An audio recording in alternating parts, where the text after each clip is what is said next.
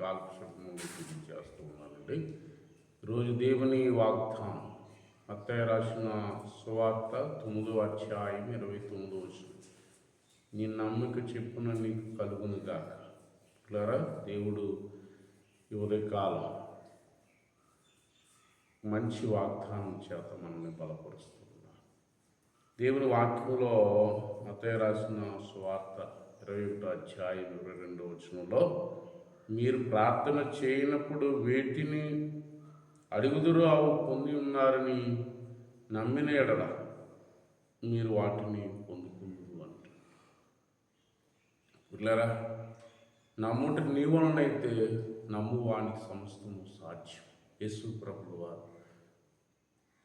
ఆయన ఆశ్చర్య కార్యాలు, ఘనమైన కార్యాలు ఈ భూమి మీద ఎవరు చేసేటువంటి మహాద్భుతాలు ఆయన ఒక్కడ మాత్రమే చేయగలడు. పిల్లరా, నువ్వు నమ్మినట్లయితే ఉదయం కాదు, ఇప్పుడే ఉదయమే దేవుడు నీ పరిస్థితిని మార్చిపోతున్నాడు. దేవుడు నీకు ఆరోగ్యం ఇవ్వబోతున్నాడు. దేవుడు నీ పరిస్థితిని, నీ యొక్క దీనస్థితిని తొలగించి నీ గ్రామంలో నీ ప్రజల మధ్య దేవుడిని నడిచించిపోతున్నాడు. దేవుడు కొద్ది మాటలు దీవించుడుగా. ప్రార్థన చేసుకుంటాం. పరిశుద్ధులు తండ్రి, ఉదయకాలం ప్రార్థన ఏర్పిస్తున్నటువంటి బిడ్డలను బట్టి ఉన్నాం.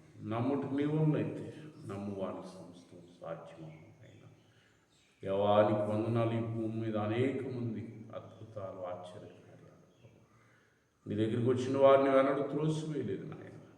ఎవరైతే ప్రభువా నైనా ఇది కాలం నాయన ఇవి కార్యాలు చేయగలవాడు అని, నీ స్వస్థపరచగల దేవుడు అని, నువ్వు మా పరిస్థితుల్ని మార్చగల మహాదేవుడు అని ప్రభువా ఎవరైతే నీ ఎందుకు నమ్మిక ఇచ్చున్నారు ప్రభువా, వారు నమ్మిన విధముగా నాయన వారి పట్ల నేను అద్భుతాలు జరిగిస్తాను తండ్రి.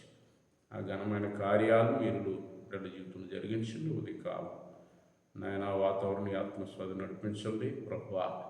కుటుంబాలు నాయన వారి బిడ్డలందరినీ కూడా దీవించి ఆశీర్వదించమని యేసు నామమున ప్రార్థన చేసి పెట్టుకుంటున్నాను మా పరమ తండ్రి. Amen. My God bless you. దేవుడిని దీవించి ఆశీర్వదించును గాక. ఆమేన్.